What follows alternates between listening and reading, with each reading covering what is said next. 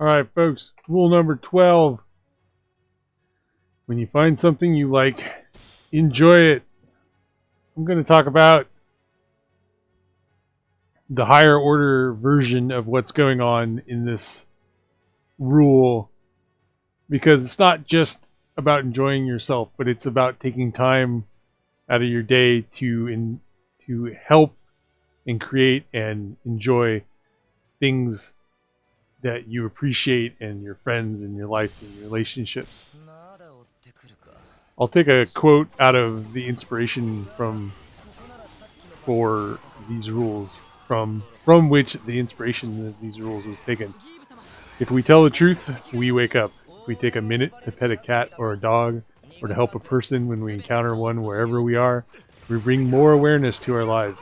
If someone needs help and we help them, then you've done more for yourself than you have for that person. We make life better off not just for you, but me and for everyone.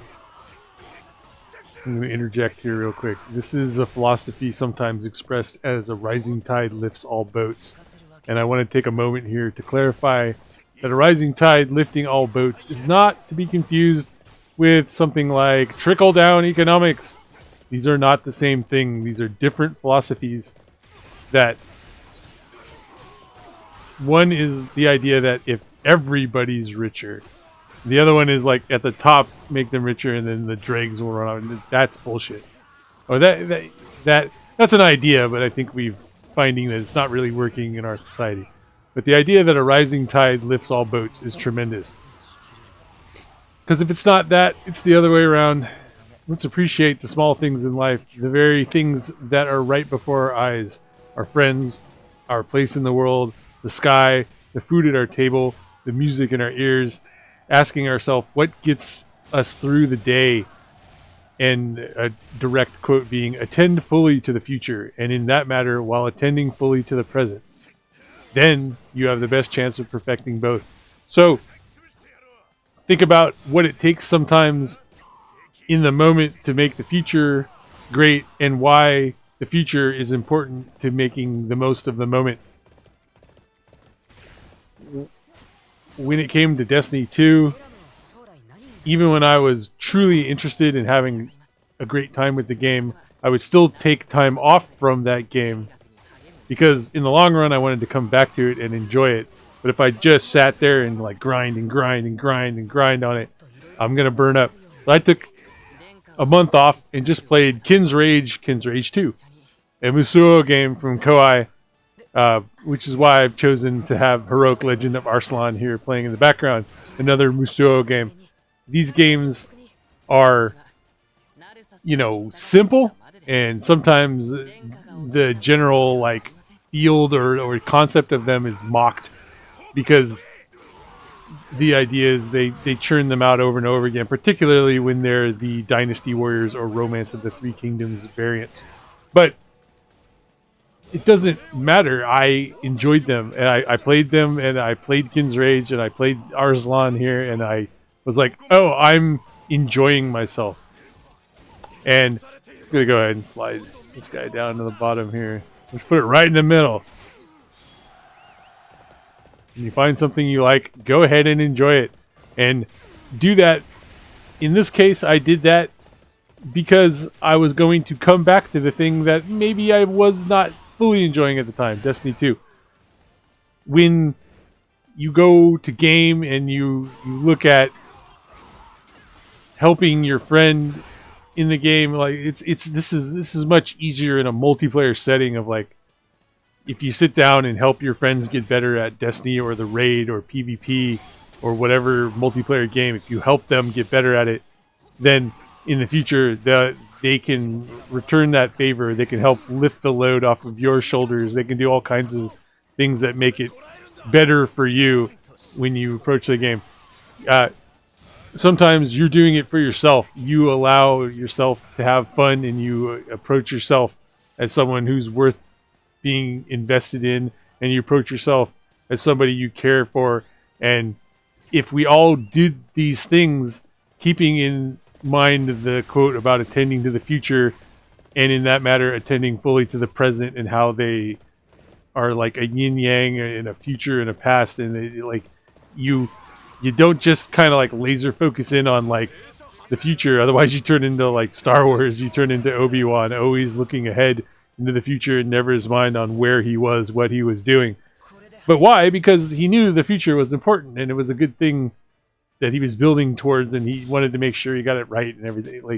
Like all these things are complicated. So set aside some time to talk and think about stuff.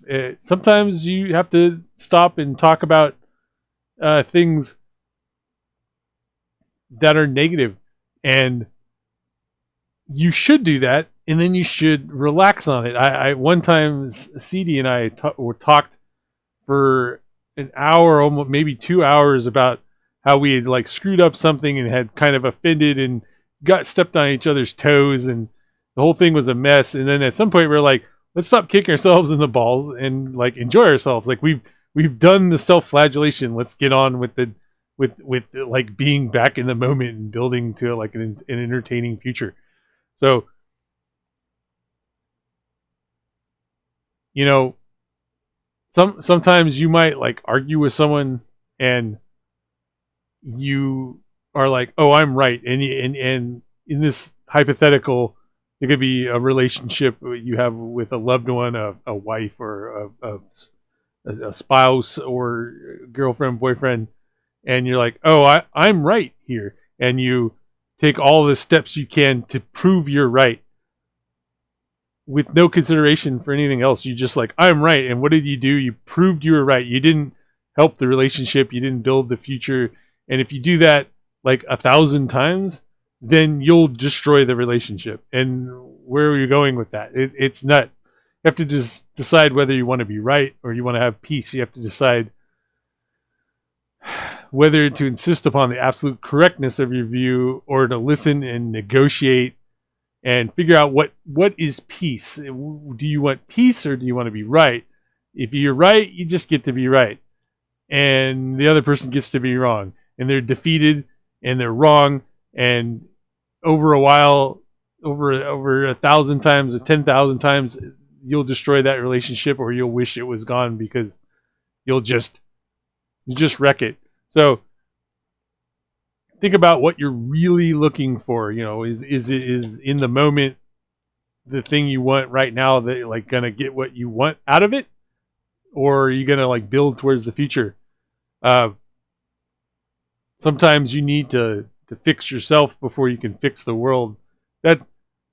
That's honestly the number one rule here about making a commitment. Is a commitment can be seen as a commitment to getting your shit together in order to get ever more shit together and build like a foundation upon which to like fix the world. Like I fixed myself, then I fixed my room, and I've fixed my relationships and my family, and then and like so. And it's funny because I'm making it smaller, but really it's getting bigger. Like you started with yourself, so it's like an inverted pyramid. So sometimes stuff's you just got to take the time to appreciate small things, and in that way you attend fully to the future as well. It's hard, it's difficult because it doesn't just require like an execution in the moment, but an eye towards the future, but not a permanent grasp. Just like that future thing's the most important, and then you start missing out on the present. So when you find something you like, enjoy it, and make sure it's something worth liking, and you are something worth liking. And once you're better, you can maybe start helping others, and then those people can help you, and you just build this amazing world. It's great. What I was almost going to say there's a quote that's similar to a rising tide, in that it's just an aquatic analogy, but it's water floats but capsizes boats, which is different. It's saying like sometimes you have something like in the sense of drunken master, like he would drink to get stronger, but if he drank too much, then he became drunk and was a worse fighter. So all kinds of platitudes aside, thank you for sticking through to the end of these rules. Please like and subscribe. Leave comments. Give me feedback. It doesn't take much, folks, to really help a guy out. Goodbye. We'll see you for the Counterpoint stream.